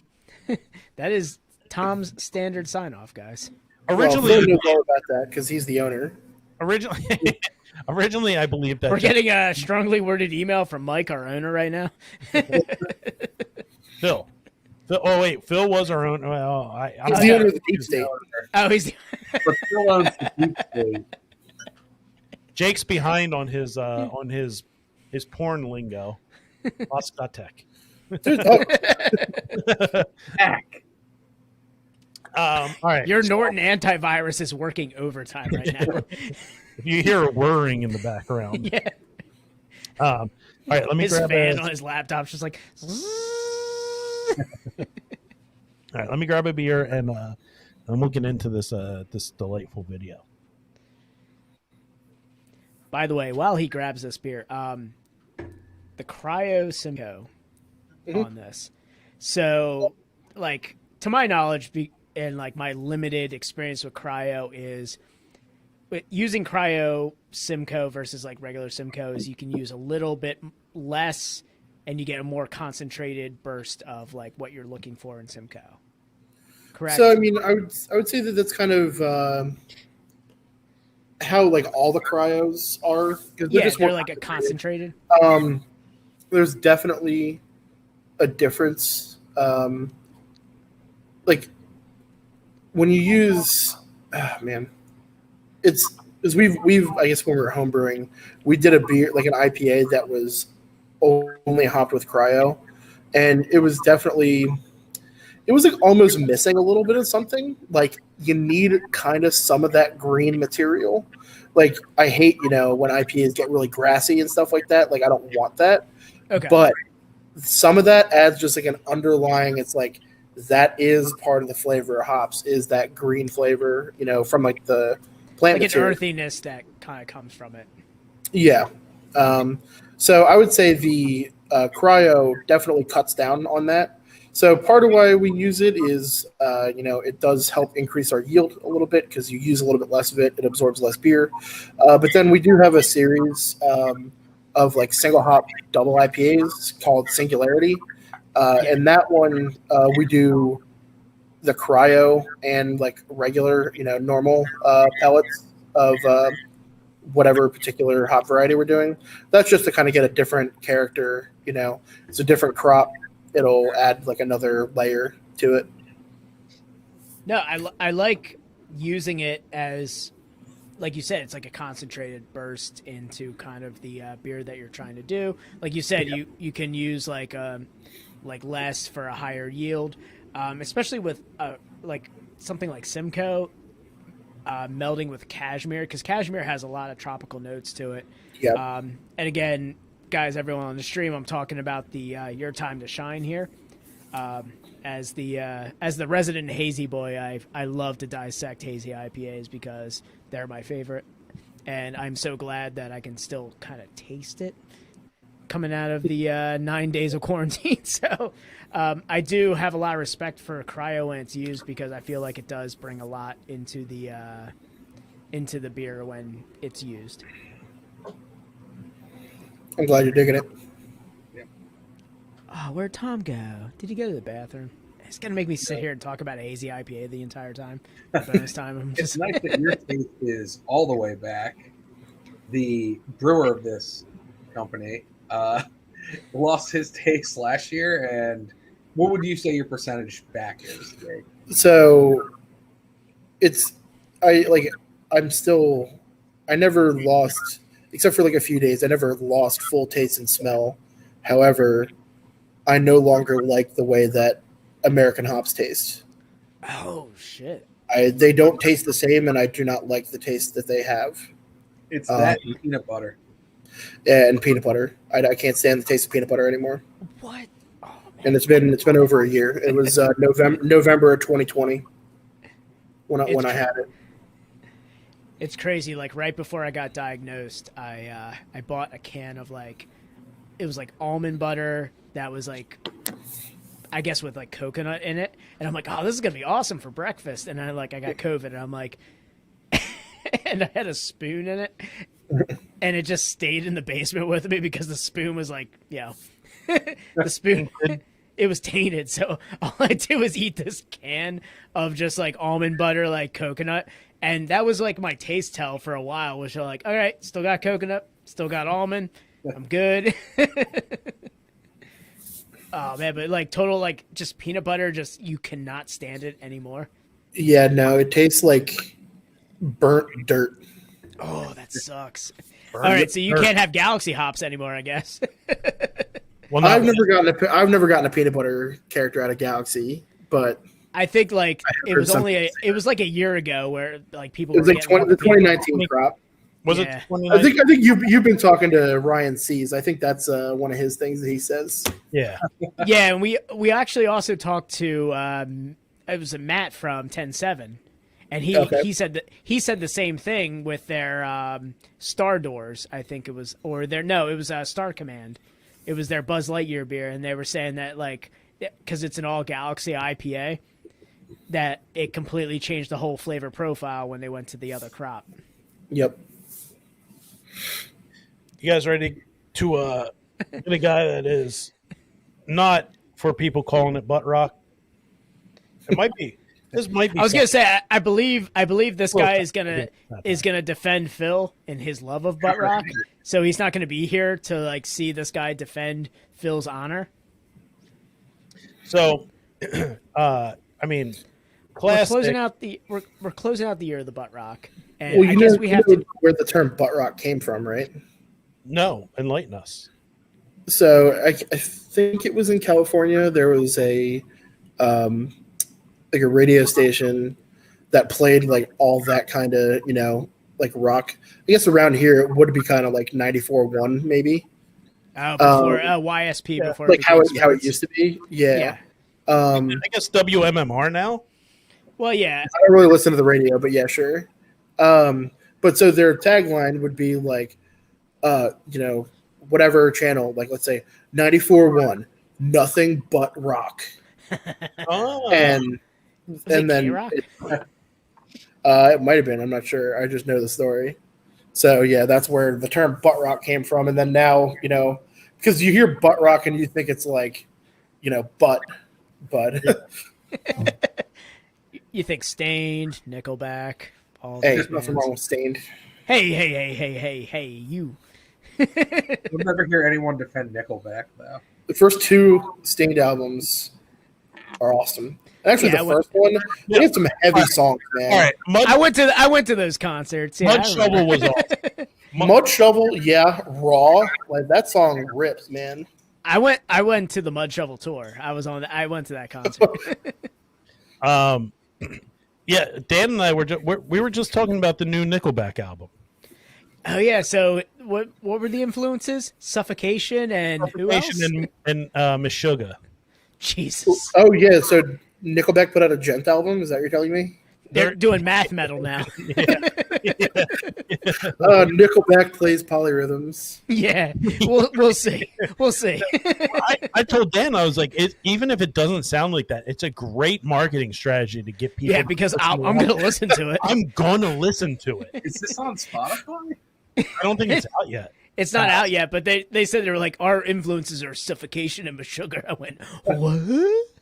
Sure, I'll Chad Kroger. listen to it tomorrow. Sure, Avril Lavigne's husband. Sure. All right, we've got Nickelback's #1 fan here on video who's going to defend them to the grave. So I can attest. I spend my day around butt rock. I work for a truck service company. I go to truck garages. This guy looks like every one of my customers. Wraparound sunglasses, camo somewhere. He's got, obviously he's got the construction. He's got the neon shirt. Yeah. He's got the Nike Volt color shirt. Probably not all of his teeth. Probably. He's got at least a micro dip in. Yeah. Yeah, and no, I think he's got a full dip in. You'll hear it in his voice. But yeah,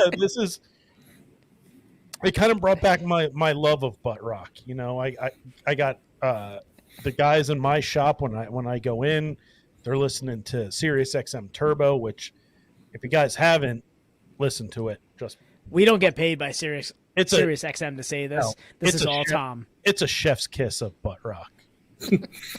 All right, let's see what this guy what is it? Leave Britney Alone has to say here. How heated I get. Stop calling it butt rock. Some of us don't like that it's called butt rock, and you don't need to call it butt rock. It's a disrespect to all the bands that are playing and the fans of the music. I'm talking about Stained. I'm talking about Hinder. I'm talking about Mud. Puddle of Mud. These bands make a lot of money selling a lot of albums. And you guys are going to call it butt rock? No, dude. I'm telling you right now. People calling it butt rock, and I'm going to throw hands. There is one thing I get heated over, and it's people calling it butt rock.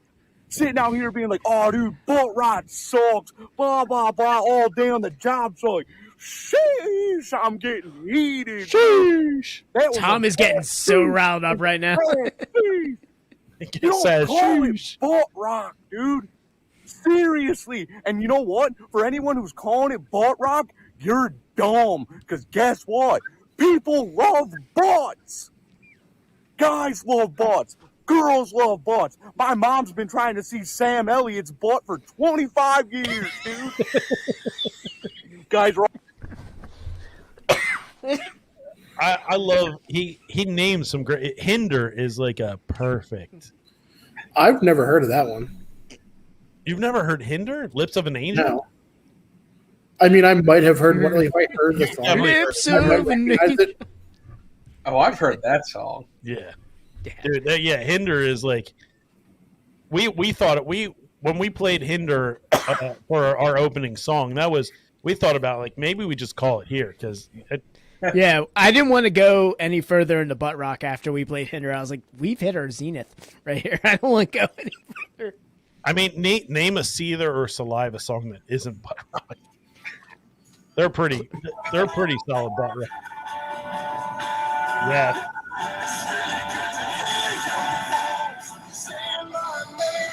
Okay. Yep. I do know that song. Yes. And that is There is absolutely no butt rock. question that we've heard that song while driving to Sellen's Grove in Phil's car. Is this why Phil ducked out? He's like, God damn it, you guys are going to go through my iPod playlist right now?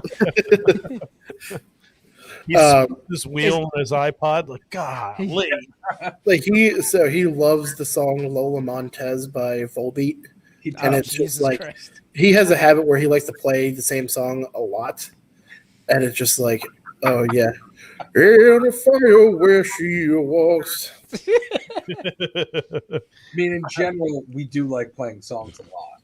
Well, yeah. You mentioned Avril Lavigne. Mike is a skater boy. I am a skater. He also said You like to make things complicated? So yeah, like when we oh, he's a skater boy. when we 25 years ago? it was a 4-man job before we got the canning line, and it would take like 4.5 hours. So we would torment one of our bartenders who would just join in for canning with playing the same song on repeat or the same album on repeat. Skater Boy was one of those. He was a Jurassic boy. Park theme She song. was a girl. Those. What's New Pussycat? What's New Pussycat was one of those. Shipping up to Boston. Oh, yeah. Yeah, that intro. When we were canning our dry stout. Well, and that's a I was gonna short say- song. Too. That's like two and a half minutes. It's a And 2.5 so minute for song of motivation right there. 4 though. hours. Think about how many plays of that song you can get in 4.5 hours. I feel like I could do that though. Shipping up to Boston is just such a motivating song for work. No. Such a blue collar song right there. Like I could times the first couple times that intro hits, you're like, oh yeah, all right, and then it hits again, you're like, all right, let's bring it back around, baby. But around like the 5th or 6th time, you hit that, you're like, god damn it. No. I would say I would bang my head off the wall in rhythm with this intro. I would can 100 cases, and I'd probably build like a nice wall out of masonry after that. Just get real blue collar like Boston with that song. Jake does it to himself every Halloween. Yeah, with like Halloween by Misfits. No. Well, that's another thing. I will not play Danzig at any of at Metal Monday because Well, he's it's not garbage. Danzig. It's Misfits. Anywho, earlier in the podcast, we tried to get people to donate to us because we wanted to do a shot-for-shot remake of Dirty Dancing, shot-for-shot, line-for-line remake, but instead of Patrick Swayze, which we couldn't get, rest in peace. Glenn Danzig. Yeah, Glenn Danzig, and it would be called Dirty Danzig. Dirty Dancing. Yeah. All right. We tried. No, We're gonna have him shipped out here on a Greyhound bus. I listened to the Monster Mash on repeat on whatever the brew day that's as close to Halloween. This year it happened to be a brew that, well, it was a kettle sour, so not only it took 2 days, so I had to listen to it both days, but it also had a 4-hour boil. So cool. So your brewery turned into Guantanamo Bay. Sure, we're prepared. It was like Waco, just like playing. Do you believe in love after love? The assistant brewers are just lighting themselves on fire. All right, If only I had an assistant brewer. Was that the bigger joke on a 5-barrel system? Yeah. Well, Nah, get to work. all right. Bye. let's see what our friend here has to say. They're all gonna get in like a big squabble with me on the job site and leave me here on my own. Go ahead, dude. I got butt rock all to myself, dude. Looks like I'm the king of butts out here. Yeah, dude. I'm talking about Trapped. I'm talking about freaking Godsmack. I'm talking about Three Doors Down. You combine all their albums together, and it's like 350 million sold, dude. Yeah, no joke. Oh, yeah, but it's okay that you guys are out here just like, oh, yeah, turn it on, baby. And I'm like, this is butt rock. And you guys are like, nah, dude, this is new metal. Sheesh, that is the same thing, dude. Sheesh. New metal and butt rock are the same thing, dude. Just sometimes butt rock doesn't need like a rapper in the middle of it. No disrespect to Biscuit, dude. I get down with Fred. I know what Wes is like, dude. He's a good guitar player. But some of us just want straight ahead rock music. And you guys are like, no, dude, turn off the butt rock. New metal's the same thing, dude, except those guys have like greasier hair and like mascara and like weird jewelry. Butt rock guys just have like ponytails and sweet beards.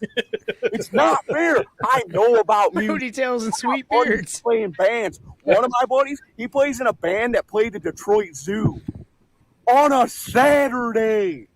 That's good, dude. There was like 500 people there. Sheesh. I did it, dude. I did it. I'm talking about Nickelback. I'm talking about Saliva. I'm talking about Seether. These are hard-working bands with guys who work hard in the band.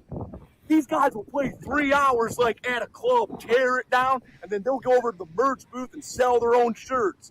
The guys in Seether are selling like chain drive wallets with the Seether logo branded right into the leather. Hell yeah. And I'm not going to let this happen. I'm telling you right now, stop calling rock music butt rock, or you're going to get me throwing hands out here. Jeez, dude, it's called rock music, not butt rock. Sheesh. I don't care how he... So we had this conversation with, I'm going to bring him up again, Mike Locke. Oh, the king of butt rock? Yeah, no, he defended butt rock. Oh yeah. He was like, stop calling it butt rock, man. Sheesh. Yeah, it was Lars weird. Ulrich. Yeah, he kept saying Lars was his like idol. He just his muse. He was saying Said no that, one plays drums better than than Lars Ulrich. I was like, all right, whatever. he said that all the like breweries play butt rock because it's familiar and comforting. I mean, I could see that. Yeah. There is a local brewery to our area that plays a sizable amount of butt rock, where I am not only just surprised but also impressed, because not only once but twice I've been to that brewery and went, holy shit, they're still playing butt rock here. Yeah. We don't like to name names, but it's a place where you might store horses and there might be 12 of them. Oh, so right near Mike's house. That's right. Yeah, you want Nickelback. He found it there. But yeah, Ricky, I we think love you. Come back on the podcast. we need to change Metal Mondays to Butt Rock Mondays. Yeah. We'll host it. Yeah, okay. Mike, you can start working Metal Mondays. Back for that. I'll do it virtually. Yeah, we'll do it virtual. Just put a TV out there. Yeah. Just be a floating head. Like butt rock. I wish I Nobody can punch me in the mouth playing Biscuit if I'm on a TV screen. You got to buy cheap TV screens because they will be punched. Yeah, that's it. That guy really. I'm pretty sure it was a satire, and really well done. satire, but I hope it wasn't. Like, part of me just wishes that was real. Yeah, It'd be great if it wasn't. I love the. They got wallets. See, they're stamped right on there because they have those at concerts. You know they do. At a Cedar show, probably. And there's a line for them. Well, Tom, I am so glad that you didn't forget about that video for bonus time. That was the icing on the cake for Butt Rock, or for the year of the Butt Rock. We've successfully given it the Viking farewell, and we can move on to bigger and better things like Chamillionaire. Yeah, yes. We will be riding dirty with him. Hell yeah. Yeah, I don't think we're gonna have as hard of a time finding songs. Yeah, it's a plethora. Do you know how many times we got to the episode and we're like, oh man, we don't have a song going, and I just go on. I go on to Sirius XM Turbo and just find out whatever's playing. I'm gonna do it right now. Yeah, we're gonna do Godsmack right now. We did multiple Godsmacks. What do we did multiples of a couple. We did multiple, obviously. Disturbed. We did multiple Disturbed. Let's see what's on Turbo right now.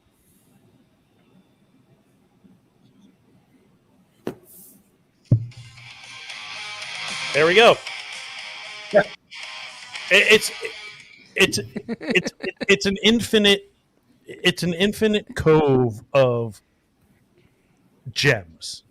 All the Butt Rock gems. I just feel like we have quality over quantity now with the early 90s or late 90s, early 2000s hip hop. Well, we have quality and quantity. Yeah, but I'm saying I think we have more quality. It's going to get people more hyped. We're going to have a ton of fun. Yeah, we have quality and we're going from the window to the wall. People call it the Holy Triumvirate. Yeah. It's going to be great. Yeah. So finish up the stream here. Yeah, let's get out of this stream and move on. I have to get back on my vitamin regimen so I can be healthy again. So yeah, when are you going to come out of the basement, or are you still down there? I'm still in the basement right now. I got a test today, so I'm waiting to see the results to see if I'm able to come out of the basement and stop, doing bedtime stories via FaceTime with my daughter. So I cannot wait to get out. Good luck. You said that with a tinge of sarcasm. Cannot no, dude, I cannot wait. Seriously, I thought it'd be cool, man. It's like a mini vacation in my basement. I fucking hate it so much. I don't even want to know what that basement smells like right now. That smells great. I've been keeping it real clean. Smells like Butt Rock. Yeah. Yeah, I mean, it smelled like Crazy Town. It smelled like Crazy Town for 3 days, and then I started really cleaning it. It's getting really shifty shell shock down there. Yeah, it was real shifty shell shock for a while. All right, let's wrap this thing up. Let's let these guys go. Thank you guys for staying on for bonus time. Yeah, thanks. I know we like to mess around a little bit here, and we appreciate you guys staying on. Phil, if we offended you because you love Butt Rock, come back to us. We never featured Volbeat. We didn't do that. So I mean, if that's your favorite band, I mean, no judgment here unless I get off mic, and then I'll get judgment. All right, guys, thank you for sticking around with us. We'll see you. We're off next week. And then some things are happening. So tune into the social media. Yeah, pay attention. There'll be announcements. We'll have times. Come out to the live show. It'll be fun. It'll be a fun time. All right, everybody. We'll see you later. See you later, guys. Thanks a lot. See you guys later. Thank you for